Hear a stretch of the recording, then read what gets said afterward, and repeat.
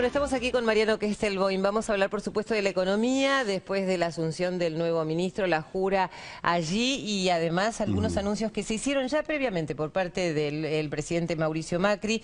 No hubo muchas más novedades, pero sí, bueno, estamos todos pendientes de lo que puede pasar. Bienvenido, Mariano. ¿Qué tal? Muchas gracias Bueno, por la ¿qué invitación. pensás que puede suceder en los próximos meses? Ya se aclaró que sí, que va a haber inflación, pero ¿cuál es tu punto de vista? Porque se habló mucho como de la macroeconomía, pero Sí. queremos saber qué le puede pasar en la diaria a los consumidores, por ejemplo. Sí.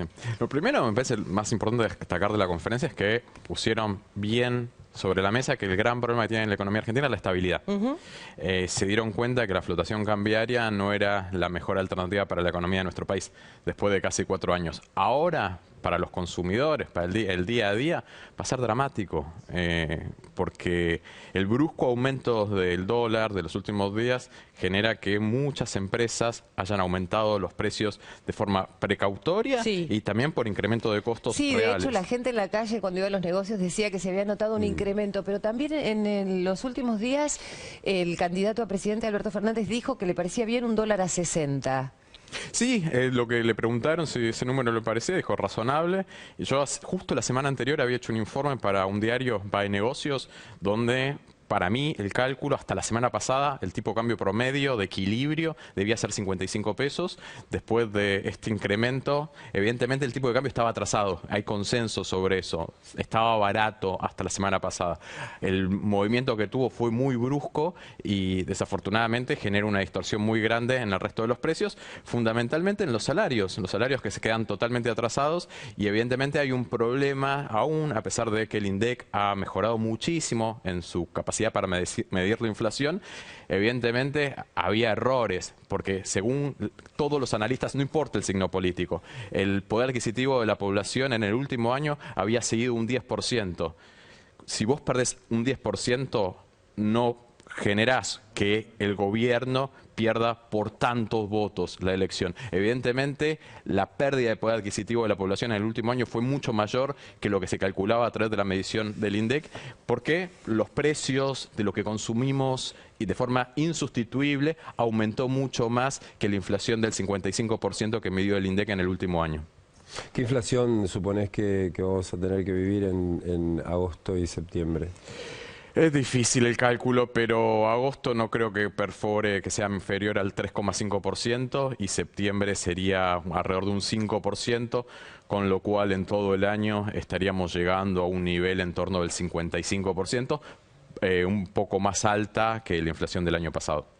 El problema concretamente fue la brusquedad de la suba del dólar y en consecuencia que los salarios hayan quedado atrasados. Si esto hubiese sido más gradual, ¿no hubiese tenido semejante impacto? Mira, porque vos coincidís en que el tipo de cambio es un precio aceptable, decías, es un valor aceptable. Sí, mira, por ejemplo, cuando asumió este gobierno, el tipo de cambio estaba mucho más atrasado todavía.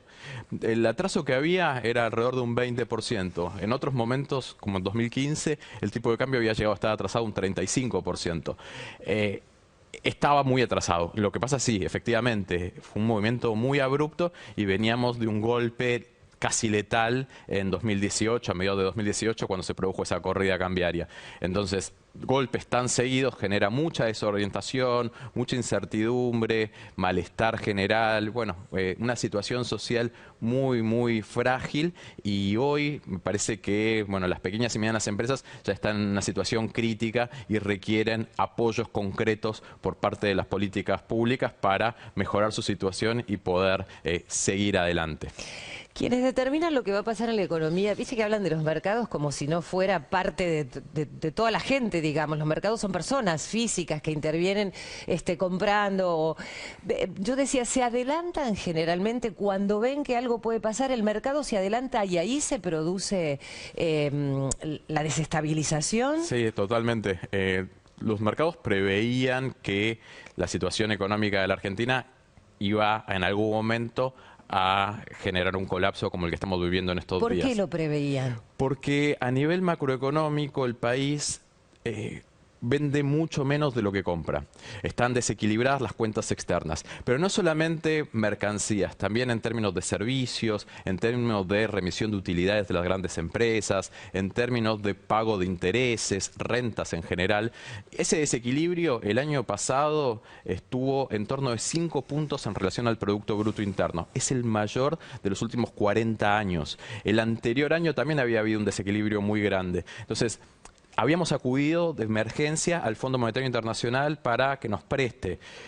Ya esa etapa se pasó, entonces los mercados, los operadores financieros, los más grandes operadores, saben que en algún momento el vencimiento de la deuda es más difícil de pagar. Si vos ya tomaste deuda de todos lados y ahora va a haber que empezar a pagar la deuda y no se resolvió el desequilibrio macroeconómico de la cuenta corriente, bueno, los operadores dicen, bueno, acá en algún momento va a haber algún ajuste. Entonces se adelantaron como resultado del triunfo de Alberto Fernández, que fue la chispa, pero el problema macroeconómico ya estaba presente.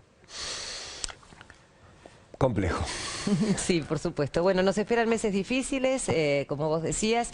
Inflación no podemos calcular todavía, pero bueno, esperemos que todo marche de la mejor manera, por el bien de todos, ¿no? Esperemos que se consiga la estabilidad que hoy anunciaron en la conferencia de prensa. Seguro. Muchas gracias, Mariano. Hasta la próxima. Por favor, un gusto.